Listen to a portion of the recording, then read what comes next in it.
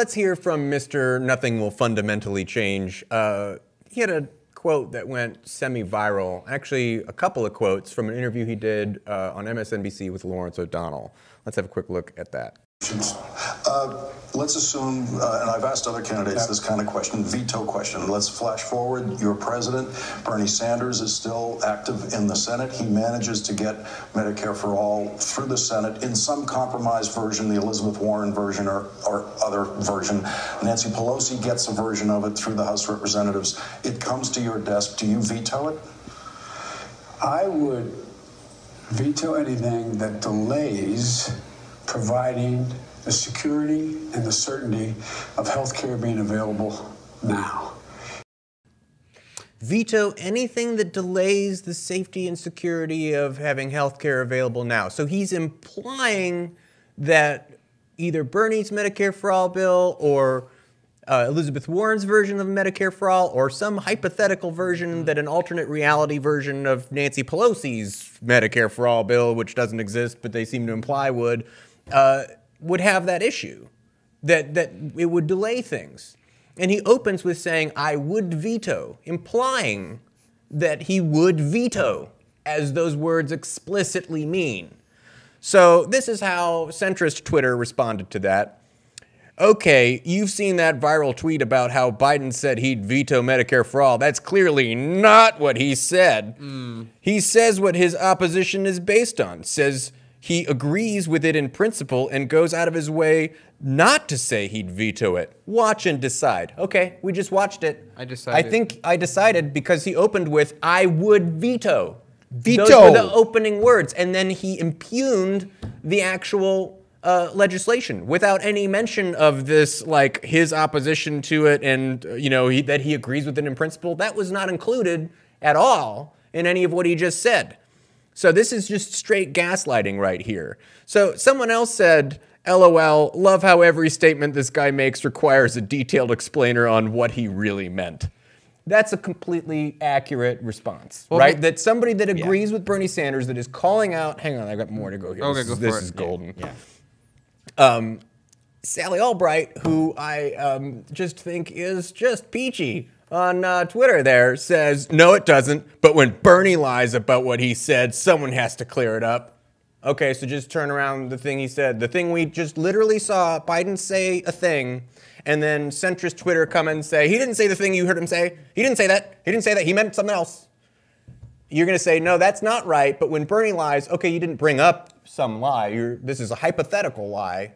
But you're saying that everyone has to clear it up. Okay, well that's interesting. So Fair Fight 2020 advocate said, it's not just Bernard lying, it's Bernard and his team taking advantage of retooled clips by Russian propaganda masters supported by the Trump campaign's digital guru, Brad Parscale.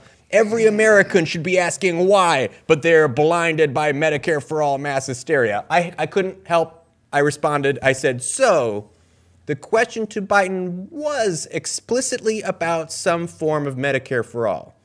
Biden did leave himself a little wiggle room. I'm not going to deny he didn't, because he qualified the statement that he made. So Biden did leave himself some wiggle room. What lies are you accusing Sanders of that are somehow orchestrated by Russia and propped up by the Trump administration? That's a pretty heavy accusation. That received no reply. Okay, so here's what's getting me angry, all right? Biden has said nothing's going to fundamentally change. And even when presented with the idea of a Medicare for All, he said he'd veto it. He didn't stutter on that one. He didn't go back and forth on it. And it's Paul's credit. Yeah, you are absolutely right. He gave himself some wiggle room. But let's call it what it is. Biden and the establishment Democrats do not give a crap about any of you, especially if you're sick. I remember Daniel's story where you talk about, hey, there's a couple right now that are possibly going to go to jail because of unpaid medical bills. Wow. Those are some dangerous people. Good thing we're putting them behind bars. Yeah, right alongside criminals and rapists, right? Real bad people because, oh, they can't pay their medical bills. You know, there's so many people becoming homeless because of unpaid medical bills because we have such a ridiculous system. The health insurance agencies and industries are going to profit under Biden because you want to know why he's going to veto it? Because they're going to whisper in his senile old head that, no, We don't want Medicare for all. The rest of the world can have Medicare for all, but we're not going to have it. Let our people die. Let them suffer. Let them go broke. Let their families starve. That's what Biden represents. He represents the top 1%, and he doesn't care what role you guys play in. Because Biden, at the end of the day, and all of his defenders want to make things back to normal. But what is normal? What is normal in a country where we have crumbling infrastructure, lack of health care, student debt that's becoming a real crisis, but we have money for endless wars, money for bailouts, money for the top 1%? What kind of country is this? What kind of nightmare is this? I mean, we should all be angry. We have a guy who's going to possibly get the nomination, God forbid, and then go up against Trump. If you don't think that Trump's not going to use that clip or any other clip of Biden screwing up, then you are living in a fantasy world. Daniel. Yeah, so this is the kind of thing that, like, it's the blue no matter who crowd is always fascinating to me because they're always so non-reciprocal. When Sanders had that point where he was perceived as the front runner, I went and asked a bunch of people on Facebook who I knew were very heavily rallying me to be blue no matter who. I said, so you're going to vote for Bernie Sanders if he wins? Well, I'm not sure. Bernie Sanders is I don't know. Here's the thing. I don't know the Democratic Party anything. I never have, and I never will. The Democratic Party must earn my vote. And if they go down a path where Biden's like, ha, ha, ha, I'm going to veto Medicare for all, and the response from his surrogates is, Russia made you say this, or made you respond and said the words that he said and said them back to us, I'm not going to vote for you. Because, you know, if I have to, I don't pick lesser of two evils. Because you know who picks lesser of two evils? The people that got us Trump. Remember in 2016, it was all about, hey, Hillary Clinton, lesser of two evils. So all the people that were for Bernie that then voted for Hillary because they felt obligated to, I can't blame them. I understand why they did it. I'm not here to point fingers or anything, and I really don't. I really understand the point and why they made the choice they did. But what did you get out of that? You lost anyway with your support, and what has been happening ever since then, you've been the scapegoat, you've been the victim.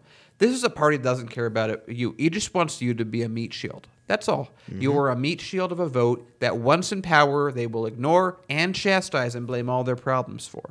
So if Joe Biden decides and is able, if the party rigs one way, or even if they don't, Joe Biden's not my guy. He's not my guy equally as much as Trump is not my guy. And I'm not going to pick lesser of two evils because that doesn't really exist. It's the same as saying blue no matter who. I will vote for someone that earns my vote with policy and trust. Paul. That's simple. So we might as well. I got one more totally coherent thing that Biden had to say. Let's have a look at this. All right. Senator Bernie Sanders says that this public health crisis is yet another, in his view, perfect example of why we need a healthcare system with Medicare for all, some version of Medicare for all, at least, because everyone would know, an absolute guarantee, that they would be able to get the treatment they need and it would not be costing them the way some people have been getting bills. You don't have to do Medicare for all for that. The Biden proposal, you'd be covered for all of this. The fact of the matter is that everyone would be covered under taking Obamacare, restoring the cuts that have been made, and putting in a public option, a Medicare-like option. That's a straight lie. Even according to Biden's own campaign website, his health care plan will continue to leave 10 million Americans uninsured. Bald-face lie.